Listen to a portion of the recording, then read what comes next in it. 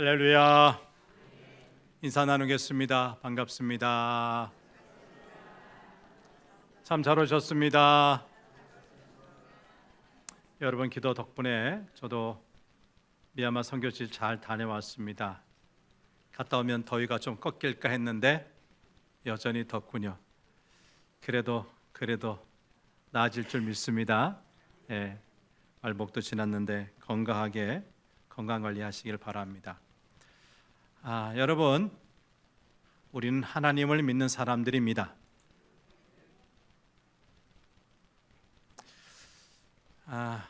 이따가 사진 몇 커트를 보여드리려고 하는데 제가 뺀 게 있어요. 쉐다건 파고다라고 제일 마지막 다 선교지 둘러보고 잠깐 짬이 나서 한두 시간, 그곳은 미얀마 양곤의 최고 그래도 명소라고 선교사님이 우리를 데리고 가서 보여준 건데, 그 불탑의 크기가 100m랍니다. 그리고 그 주변을 대부분 금으로 다 입혔고 금으로 쌓았어요. 그 금을 모으면 금 무게가 6만 톤이랍니다. 이따가도 말씀드리겠지만 미얀마의 지금 국민 소득이 작년 기준 1200불이에요. 북한과 저수단, 소말리아가 있으니까 세계적으로는 모르겠어요. 근데 동남아로만 볼 때는 제일 못 사는 나라예요. 굶는 사람도 많고요. 난민, 고아들 많아요. 학교 무상급식 한다 하지만 다 못해요.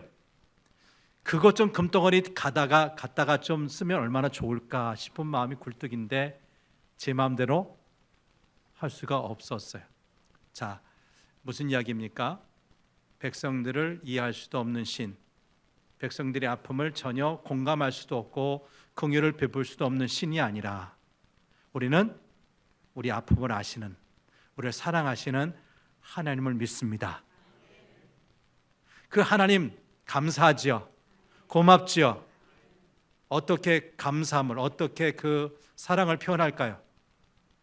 눈에 보이지도 않는데 어떻게 해요? 한 군데 찾아봅니다. 마태복음 25장 40절 하반절입니다. 시작.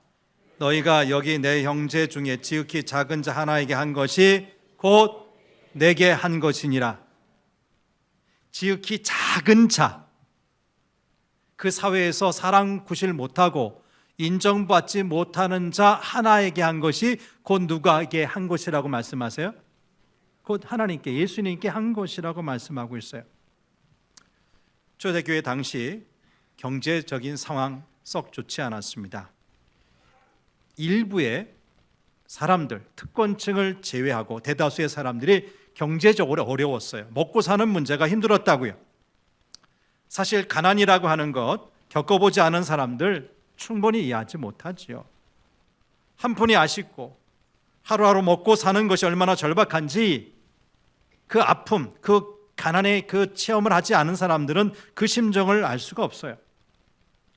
똑같이 굶는데 지갑을 놓고 와서 굶는 것, 시간이 없어서 굶는 것과 진짜 돈이 없어서 굶는 것, 그 상황이 같나요? 다르죠. 다이어트 때문에 굶는 것과 나는 지금 배에서 꼬록꼬록 소리 나는데 먹어야 사는데 돈이 없어 못 먹는 것은 분명히 차이가 나는 거지요. 근데 초대교회 당시는 대부분 돈이 없어서 굶는 상황이었다는 겁니다.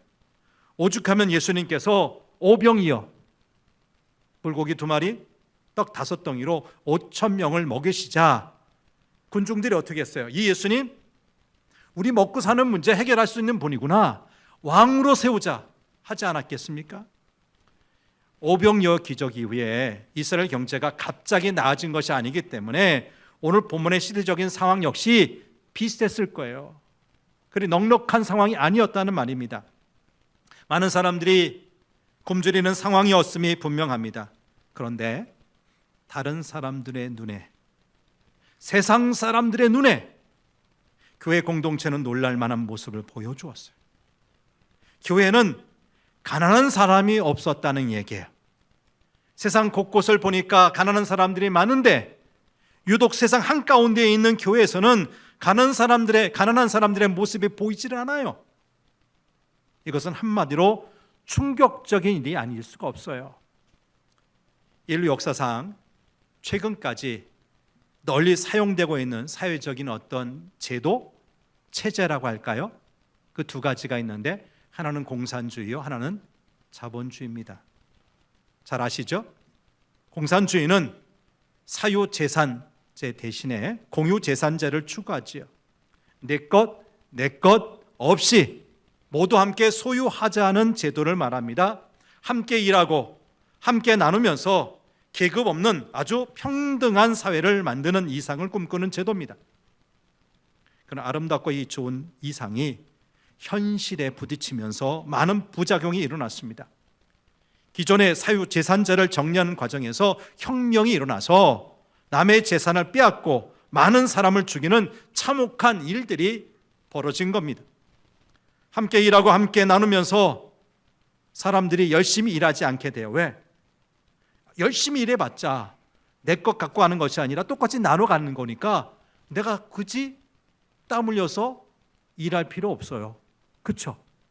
그러다 보니까 효율이 점점 떨어지고요, 나누는 몫이 줄어들면서 시간이 지나 모두 함께 가난해지는 일이 생기고 말았어요.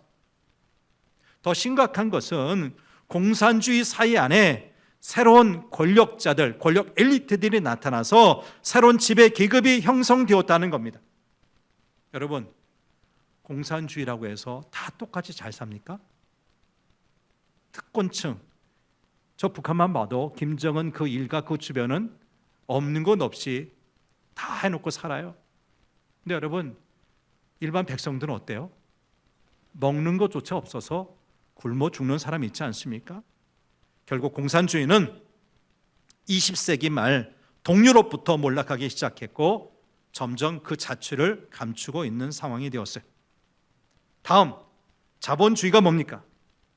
사유재산제의 바탕을 둔 자유주의 경제체제를 말합니다. 합리적인 자유경쟁을 통해 이윤을 추구하면서 사회적인 부가 늘어나고 그 과정에서 사회 구성원 모두가 모두 잘 살게 되는 사회를 이루고자 하는 그 꿈, 그 이상을 갖는 그 제도예요. 그러나 이 체제도 현실에 적용되면서 역시 많은 부작용이 나타나고 있어요. 가진 자들, 힘 있는 자들의 횡포 속에 부익부, 빈익빈 형상이 아주 심화되고 있죠.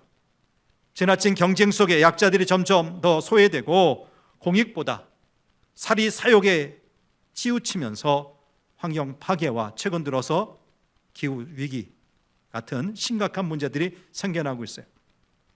결국 21세기 들어서 자본주의는 그 한계를 적나라하게 드러내고 있죠. 그래서 점점 현재 자본주의로는 안 된다는 우리의 소리가 커지고 있는 실정입니다. 여러분, 우리 인간이 만들어 온 사회 체제는 나름대로 훌륭한 이상을 가지고 잘 발전해 왔어요. 공산주의를 생각하면 그 이상이 얼마나 아름답습니까? 모두가 함께 평등한 세상을 만들자는 것입니다. 그런데 실제는 그 이상이 깨지고 모두가 고통받는 세상이 되고 말았어요. 자본주의도 그 이상이 얼마나 좋습니까? 모두가 자유롭게 일하면서 더 많은 이윤을 창출하여 모두가 더 잘 사는 세상을 만들어 보자는 것이었습니다. 그러나 그 이상도 깨지고 치열한 경쟁이 일어나는 정글과 같은 세상이 되고 말았어요. 여러분, 도대체 왜 이런 일들이 벌어집니까? 이상은 좋은데 현실은 왜 그렇지 못하냐고요? 누구 때문입니까? 제도 때문입니까? 아니에요. 우리 사람 때문입니다. 사람이 이기적이고 탐욕에 사로잡혀 있기 때문입니다. 더 이상 남을 돌아보지 않고 베풀고 나누지 않기 때문입니다.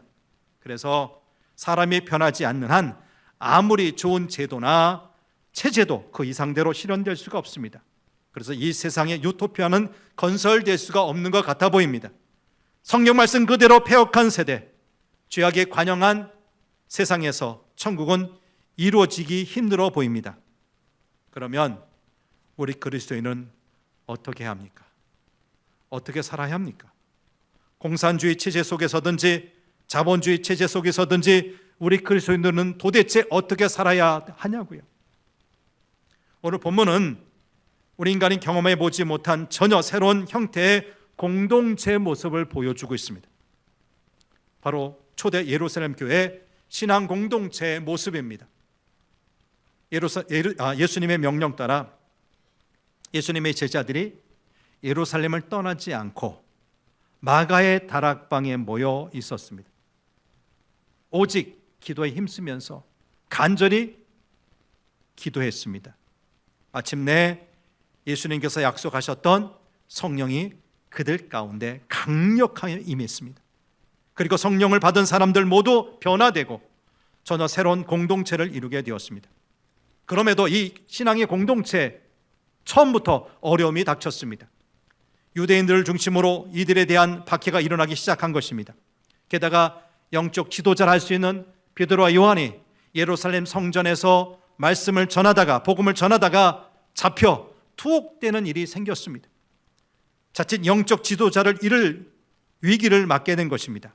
그런데 하나님의 전적인 은혜로 이들이 풀려나고 일단 위기를 모면하게 됐지요. 그리고 이 일로 인해서 초대교회 성도들의 믿음이 더욱 성숙해지게 되었습니다. 더욱 성령 충만하게 되고 박해를 능히 이길 담대한 믿음을 가지게 된 것입니다. 그러던 중 오늘 본문을 보면 그들에게 놀라운 변화가 일어나게 되었어요. 한마디로 나누는 삶을 살게 된 것입니다. 자발적으로 자기 밭과 집을 팔아서 그 판 것을 사도들에게 전하니 사도들이 각 사람의 필요에 따라 나누었습니다. 그리고 자기 것을 자기 것이라 주장하지 않고 서로 나누어 썼습니다. 그래서 이 공동체 안에는 가난한 사람, 무엇인가 부족하여 고통받는 사람이 없게 되었다는 것입니다. 여러분, 이들의 모습은 앞서 말씀드린 공산주의와 다릅니다. 공산주의는 내 것과 내 것이 없이 함께 갖자, 함께 소유하자는 것입니다. 그러나 새로 생긴 이 초대교회 공동체는 내 것과 내 것이 있지만, 분명 있지만 자발적으로 나누어 썼다는 것입니다. 이 모습은 자본주의와도 다릅니다. 자본주의는 서로 자유롭게 경쟁하여 이익을 취하자는 것 아닙니까? 그래서 힘 있는 사람은 부자가 되고 약한 사람은 가난한 사람이 되는 것 아닙니까? 그러나 이 공동체에는 서로 경쟁이 없었다고요. 서로 나누었습니다. 그래서 더 이상 가난한 사람을 찾을 수가 없었던 것입니다. 결국 오늘 본문이 보여주는 공동체는 우리 인간이 꿈꾸는 가장 이상적인 사회 체제일 겁니다. 서로 열심히 땀 흘려 일하고 얻은 그 소득 것을 나누고 함께 더불어 부족함이 없는 삶을 살아가는 체제지요. 그런데 바로 이 체제의 핵심이 뭡니까? 나누는 거예요. 나눔이에요. 여러분, 예수 그리스도가 우리 심령 가운데 임하시면 이렇게 나눌 수가 있습니다. 나눌 수가 있습니다. 꼭 움켜쥐었던 손을 펼 수가 있습니다. 서로가 나누면서 더불어 행복한 삶을 살 수 있게 되는 것입니다. 오늘 우리가 본받아야 하고 오늘 우리가 추구해야 할 모습이 아닌가 싶습니다. 본문을 좀 더 자세히 봅니다. 첫 번째, 그들은 나눌 수 있는 사람이 되었다는 거예요. 34절 말씀을 같이 보죠. 34절입니다. 시작. 그들을 보죠.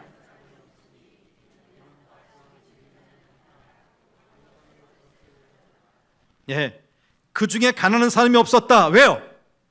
형편이 넉넉한 사람들, 집 있고 땅 있는 사람들이 그것을 팔아 사도들에게 전했다는 거죠. 구체적인 예가 36, 37절에 나옵니다. 36절 시작.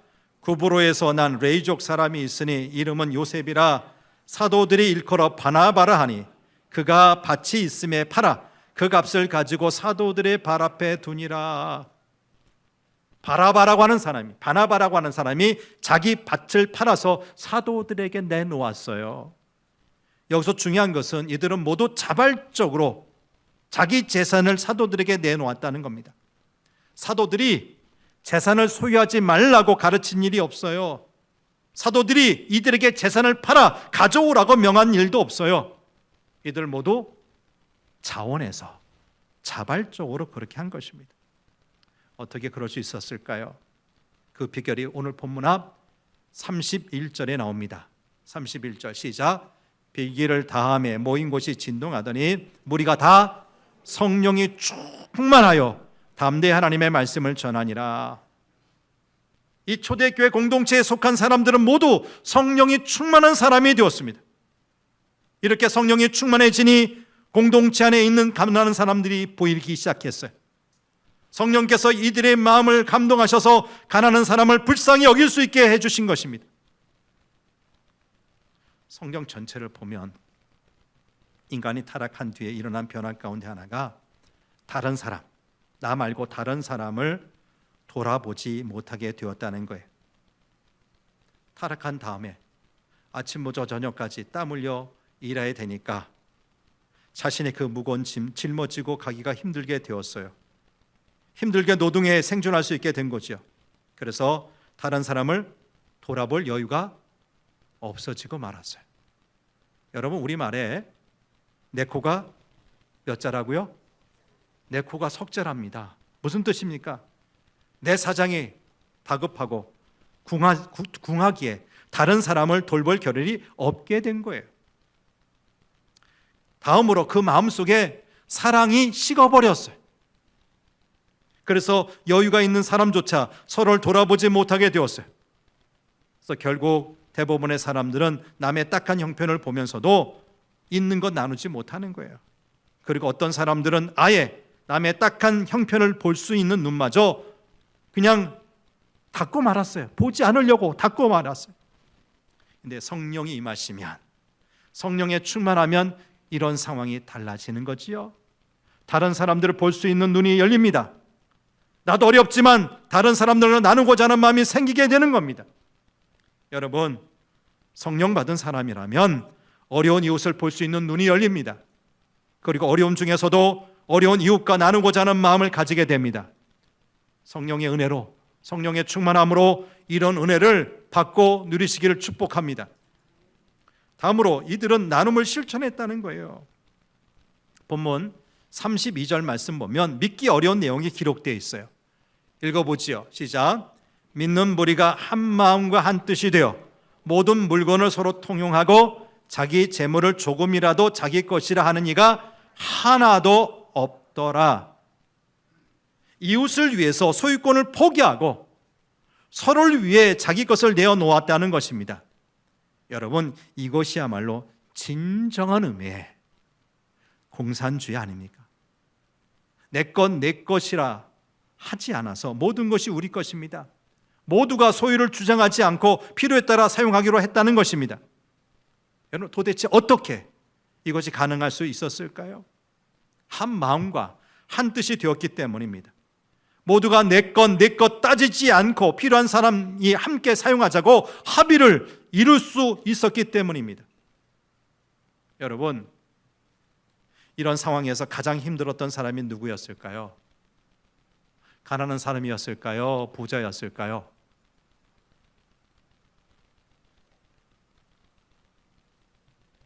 상상이 안 됩니까? 부자겠죠. 여러분, 가난한 사람들은 어차피 내놓으려고 해도 내놓을 것이 있어요, 없어요? 없어요. 받을 것만 있지 내놓을 것이 어디 있어요? 그러기에 이런 상황, 이런 제도 쌍수를 들어서 환영했을 겁니다. 그러나 부자들은 얻을 것보다 내놓아야 할 것이 훨씬 더 많았기 때문에 이런 상황에 동의하기가 쉽지 않았을 겁니다. 그러나 결국 초대교회는 더 많이 가진 자들의 나눔이 있었다는 겁니다. 성령의 감동으로 나눔을 실천한 사람들이 많았고 그 공동체 구성원 모두가 나눔의 실천에 동참했기 때문에 이 놀라운 일이 일어날 수 있었던 것입니다. 그렇습니다. 나눔이라고 하는 것은 마음만 먹어서 되는 것이 아니라 실천되어야 합니다. 실천되어야 합니다. 마음속에만 머물러 있어서는 안 된다고요. 근데 나눔을 실천하려고 할 때 용기와 능력이 필요하지 않습니까? 오늘 본문을 보니까 이 용기와 능력도 성령께서 주세요. 초대교회 성도들 모두 이 용기와 능력을 덧입었어요. 그래서 모두가 나눔에 동참하게 된 것입니다. 성령께서 우리에게 이 용기와 능력 주시기를 바랍니다. 그래서 우리 모두 나눔을 실천하는 삶을 살 수 있기를 축복합니다. 이렇게 나눔으로 천국이 이루어졌어요. 오늘 본문 34절 상반절 말씀을 보세요. 그 중에 어떤 사람이 없었다고요? 가난한 사람이 없었다. 예루살렘 교회 안에, 초대교회 안에 가난한 사람이 없었다 말씀입니다. 여러분, 여기서 가난한 사람이란 먹을 것이 없어서 굶는 사람을 뜻합니다. 왜 초대교회에 가난한 사람이 없었겠어요? 그들 역시 고아도 많았고 과부도 많았습니다. 형편이 어려운 사람들이 교회에 많았습니다. 그러나 서로 나눔을 통해서 가난한 사람들이 없게 되었다는 것입니다. 다음 사진 하나 보여주시죠. 해마다 세계 불평등 보고서라고 이 세계적인 석학들이 왜 세상이 점점 좋아지지 않고 점점 안 좋아지는가, 불평등해지는가 해마다 이 보고서를 내는데요. 그 다음 거 한번 보여주세요. 글씨가 좀 작은데 한 페이지에 있어서 그냥 가져왔는데요. 보이십니까? 제가 설명드릴게요. 지난 1980년대 이후 세계 자산, 돈이나 집이나 부동산, 동산 다 있죠? 이 모든 자산 불평등이 계속해서 심화되고 있다는 거예요. 특별히 전 세계에서 상위 0.01%라면 10,000명 중에 하나예요. 몇 명 중에? 10,000명 중에 한 사람이 전 세계 자산의 11%를 소유하고 있고요. 근데 이것은 지난 1995년 대비 7%가 증가했다는 겁니다. 십수년 만에 소수의 사람이 더 많은 재화를 획득하고 가지는 그 증가가 이렇게 가파르게 일어나고 있다는 이야기고요. 상위 1%는 100명 중에 한 명이에요. 그렇죠? 100명 중에 한 사람은 세계 자산의 38%를 보유하고 있는데, 더 나아가 상위 10%, 그러니까 10명 중에 한 명이에요. 10명 중에 한 명이 전체 자산의 76%를 차지하고 있다는 겁니다. 그러니까 평균의 7배 넘게 소유하고 있다는 거예요. 이들을 평균 그 자산 그 액을 우리 한국 돈으로 보니까 이들이 갖고 있는 모든 재산을 돈으로 환산하면 7억 3천만 원 정도. 2년 전 2022년 통계입니다. 7억 3천만 원 정도면 세계 10% 안에 든다고 생각하시면 돼요. 반면에 이것은 이 상위 10%의 이 재산은 하위 50% 자산의 190배에 달한다고 하고요. 그리고 마지막 하위 50%는 전 세계 자산의 단 2%만 보유하고 있는데, 이들의 재산을 다 돈으로 환산하니까 월세, 전세, 갖고 있는 금부치 다 빼고 전자제품 다 팔아서 돈으로 환산해 보니까 386만 원에 불과하다는 거예요. 전 세계 50%는 평균이 386만 원 자산이 불과하다는 거죠. 자, 이렇게 지금 세계는 어떤 경제적인 그 격차가 점점 좁혀지고 있어요. 심화되고 있어요. 더 벌어지고 있어요. 더 엄청 벌어지고 있어요. 지금부터 지난 5박 6일 동안 저희 일행이 다녀온 미얀마 선교지가 모습을 사진을 꽤 많이 찍었는데 다 보여드릴 데 없어서 급한 대로 몇 장만 이렇게 뽑았는데요. 첫 번째는 나웅요라는 선교지입니다. 이 교회와 방과후 공부방이 있고요. 그 다음에 다케다 센터인데, 이곳은 이따 제일 마지막에 동영상을 하나 보여드릴 거예요. 거기에 거의 소개되기 때문에 이건 제하고요. 세 번째는 나옹쉐라고 해서 비행기로 1시간 이상 가고 또 거기서 또 차로 1시간 정도 간 다음에 만난 선교지입니다. 이곳의 모습을 차례대로 보여드립니다. 먼저 나옹요 선교지입니다. 보여주세요. 이곳을 가기 위해서는 차로만 안 됐고요. 중간에 내려서 보트를 타고 이런 강을 쭉 거슬러 한 20-30분 가야만 했어요. 보여주세요. 갔더니 월요일에, 지난 월요일 6일 전인데 학교 가는 날 아닙니까? 근데 불교에 무슨 축제날 뭐 겹쳐서 아이들이 학교를 안 가. 그래서 선교사님이 교회로 불러 모으니까 부모님과 아이들 합해서 뭐 100여 명이 훌쩍 넘게 여기 모인 거예요. 그 앞에서 제가 갑자기 설교하고 있는 모습입니다. 그 다음 장면, 이게 사진은 제가 여기 실지는 못했는데 이 앞서서 아이들에게 저희들이 노트를 5권씩 다 이제 갑자기 그 아침에 노트를 사서 가서 나눠주고 공부방 운영하는 그 모습을 봤어요. 왜 교회에서 이런 일을 하느냐? 우리 교회도 뭐 방과후 공부방을 운영하기도 하는데 공교육이 완전히 무너졌답니다.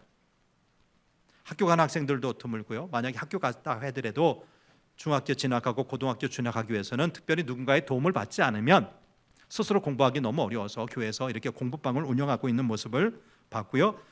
현지 미얀마 목사님이 주일날은 예배 인도하시고 평일날은 본인과 스태프들과 함께 이 공부방을 운영하고 계셨어요. 두 번째 다케다 센터는 다음에 보여드리고요. 나옹세 선교지, 학교, 피난민, 고아원 등등을 보여드립니다. 보여주세요. 여기도 비행기 타고 또 차 타고 한참 가다가 또 마지막엔 보트까지 탔어요.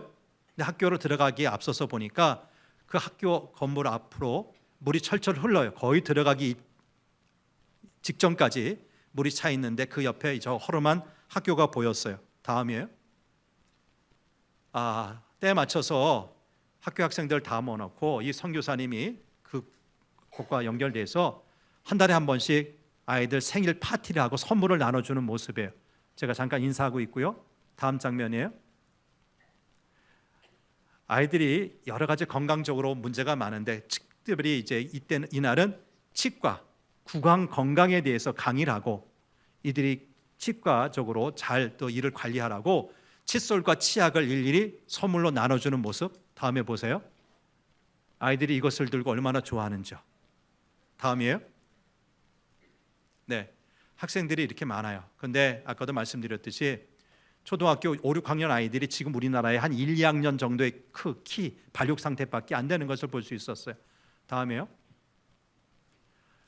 여기는 2022년 2월 1일 군부 쿠데타가 났거든요. 아직 정리가 안 된 가운데 이 어려움을 이기려고 피하려고 해외로 나간 사람을 난민이라 하고 있고 국내에서 자기 이제 다른 마을로 피한 사람을 피난민이라 할 텐데 우리 6.25 때 생각하면 피난민 있었죠. 곤산단 피해서 피난민 하듯이 그들 중에 일부가 이 선교사님이 지금 거처를 예비하신 그 어떤 그 피난민 집인데 그 집 안은 너무나 허름해서 찍기가 참 송구하더라고요. 그래서 겉에서 저들을 위해서 기도한 그 장면인데 저들은 크리스찬이에요. 믿는 사람인데 소수 부족으로서 이곳에 피난 온 사람의 다음 장면이요. 그들이 식사를 만드는 여러분 저기 우리는 어디서 식사 준비합니까?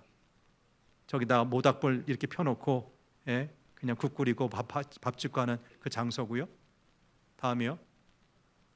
이거는 고아원입니다. 이 전쟁 내전으로 말미암아 부모 잃은 자녀들 한 20명을 우리 선교사님이 고아원을 짓고 저기서 이제 교육도 하고 또 옆에 보면 뭐가 보입니까? 벽에 뭐가 걸려 있어요? 바이올린과 기타가 걸려 있어요. 제가 우리 후배 목사가 목회하는 그 교회에서 이 상황을 알고 바이올린과 기타를 많이 보내줬어요. 여기뿐만 아니라 2층 가니까 거기도 쌓여 있더라고요. 악기들이. 그래서 정서적으로 메마를 텐데 아이들을 정서적으로 잘 돌보라고 이 악기도 보내주고 그들 이제 교육시키고 우리가 뭐 그 동영상 하나 찍긴 찍었는데 시간이 안 돼서 그건 보여드리지 못하는데 그 중에 아이들이 기타 치고 연주하는 것도 우리가 같이 노래하고 찬양했던 것도 있었어요. 다음이요. 이건 난민 학교입니다. 그냥 부모가 어디 있겠죠. 근데 지금 함께 할 수 없었던 그 자녀들이 선교사님이 한 곳에 모여놓고 이렇게 공동체로 생활도 하고 또 이렇게 교육도 시키는데 얘네들은 참 찬양도 얼마나 뜨겁게 하는지요. 기도도 얼마나 열심히 하는지요. 그 모습을 보았어요. 그 다음 장면. 역시 거의 한 30여 명 학생들이 이 난민학교 바로 옆에는 숙소가 있고 이 학교에서 생활하는 모습을 봤습니다. 다음이요.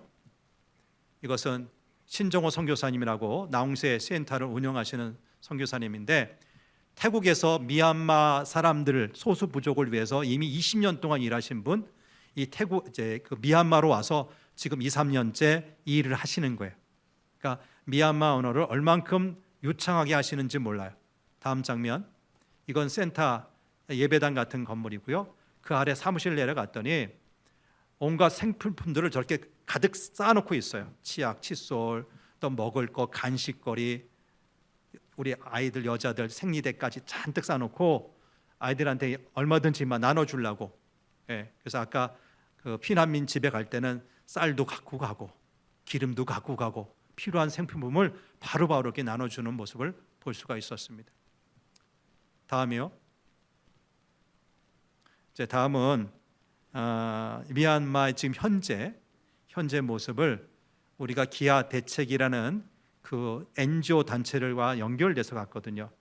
대부분의 NGO 단체가 쿠데타가 일어난 다음에 여러 가지 삶이 어렵다, 위기다 그래서 대부분 철수하는 상황인데 오히려 기아 대책만큼은 힘든 사람들과 함께하기 위해서 선교사들이 더 많이 들어가서 지금 여기는 지금 8가정 나오는데 지금 들어오기 전에 들었을 때는 10가정, 10 선교사님 그 가정이 지금 미얀마에 흩어져서 사역하고 있다는 이야기를 들었는데요. 그 전체적인 동영상 약 4분짜리 정도입니다. 함께 보겠습니다.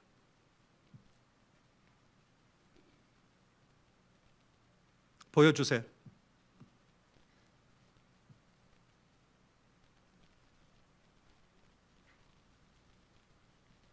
지금 여기 나오는 학교 모습은 저희들이 다녀온 것보다는 훨씬 상황이 좋은 데 찍은 것 같습니다.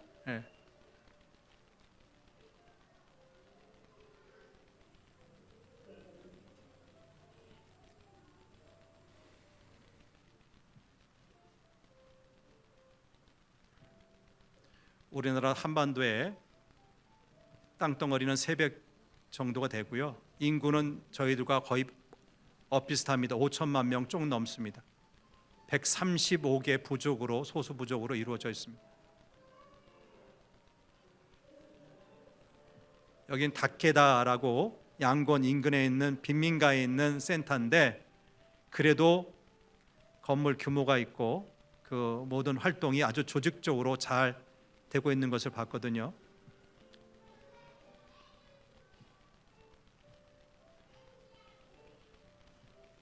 이 다케다 센터입니다. 우리 갔던 날도 인천에 있는 어느 교회에서 단기 선교가 와서 의료 치과 사역하고 있었고,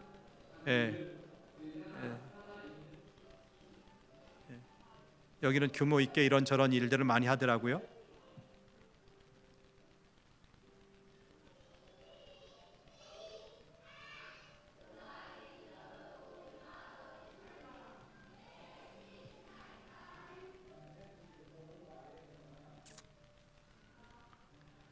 아이들이 몰려드니까 그 부모들 불교도를 대상으로 해서 부모 교육도 하고요. 생일 파티도 해주고 축구 대회 열고.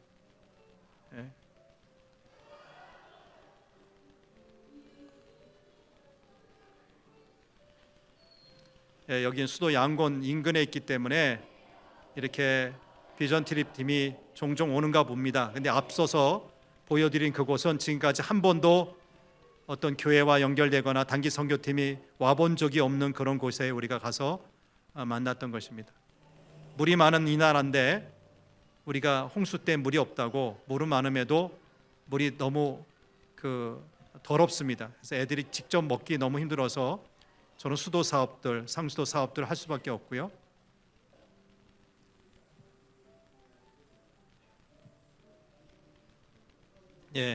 쌀입니다. 가난한 자들에게 쌀도 나눠주고요.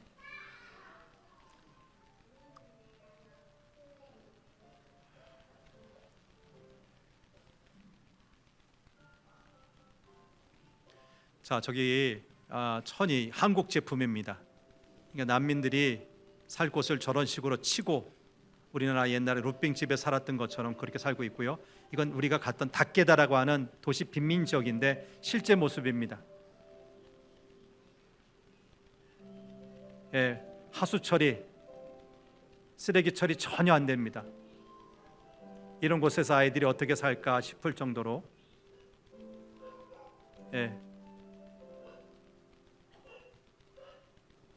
얼마 전에 공중 화장실을 기아 대책에서 만들어진 것 우리가 사진 하나 찍은 거 있는데 그 정도로 집집마다 화장실이 없어서 아무데나 다 보는 그런 상황.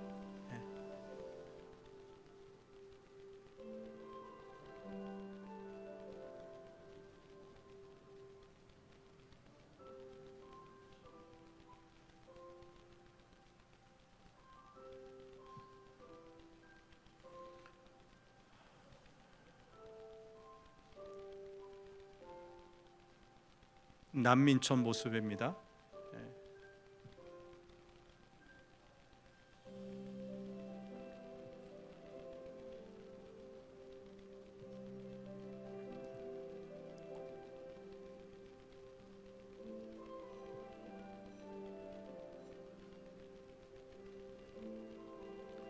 첫 번째 갔던 나홍교회 원성희 선교사님의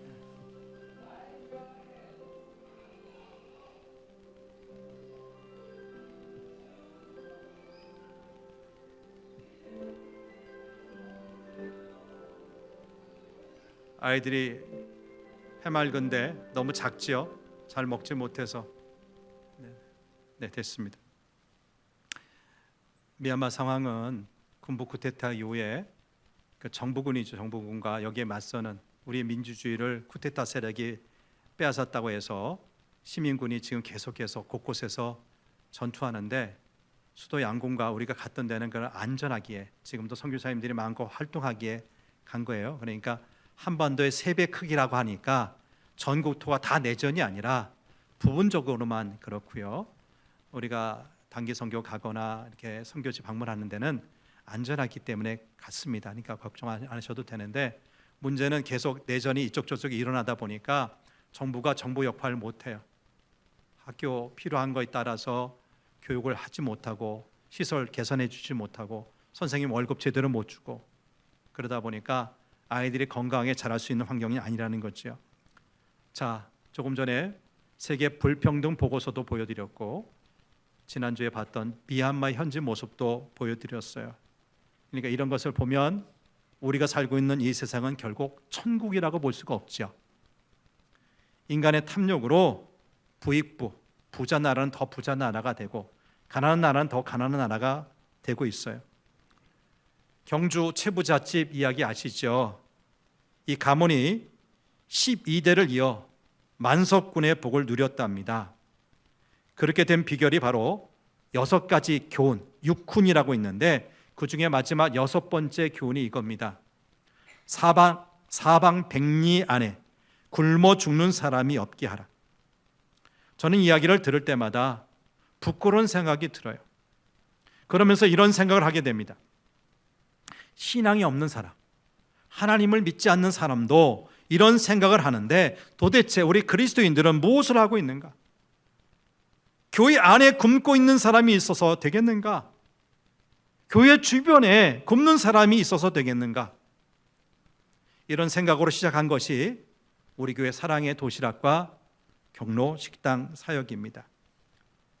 우리 교회 주변에 외롭거나 힘든 노인들을 섬기자는 사역이죠.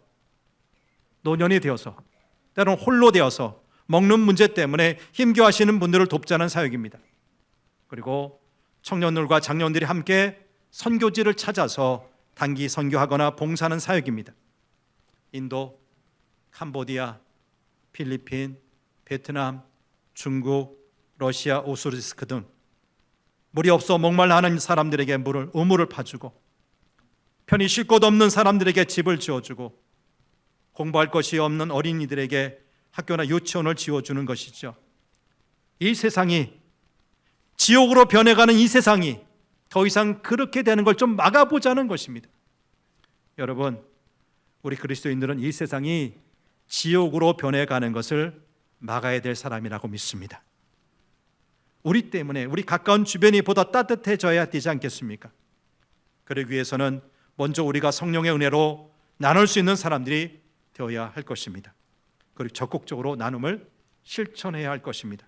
그래서 우리 주변이 우리의 나눔으로 점점 좋은 세계, 천국으로 변화되기를 간절히 바랍니다.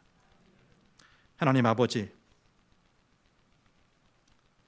많이는 아니지만 보충한 종이 세계 몇 나라, 특별히 동남아를 가보니까 우리 대한민국이 얼마나 잘 살게 되었는지, 부강한 나라가 되었는지 정말 체험할 수밖에 없었습니다. 세계는 지금 21세기인데 그 불평등 지수가 점점 심화되고 있습니다. 가진 자는 너무너무 많이 갖고 없는 사람은 한 끼 식사가 없어서 쫄쫄 굶고 있는 이 상황, 우리가 보았던 미얀마 상황도 그리 다르지 않았습니다. 얼마나 많은 아이들이 정상적으로 발육되지 않은지, 마음껏 먹고 살지 못하는지 봤습니다.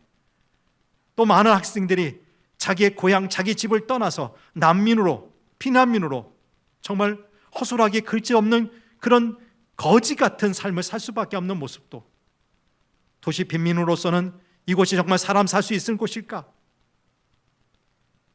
용변 처리도, 쓰레기 처리도, 어떤 하수 처리도 제대로 되지 않은 전염병이 울거리는 그 소굴에서 먹고 자고 사는 그 모습을 보았습니다. 하나님, 그것을 볼 때 우리가 받은 은혜가 얼마나 큰지요. 이것을 우리는 조금 흘려보내기를 원합니다. 나누기를 원합니다. 그래서 이 세상이 점점 지옥처럼 변하는 것이 아니라 좀 더 나은 세계, 점점 하나님 나라로 바뀌는데 우리가 쓰임받게 도와주옵소서. 더 이상의 우리 욕심들, 탐욕들 내려놓게 도와주시고 함께 잘 사는 나라를 꿈꾸면서 이 일에 우리가 참여할 수 있도록 하나님이여 우리에게 큰 은혜로 함께하여 주옵소서. 우리 구주 예수님 이름으로 기도합니다. 아멘.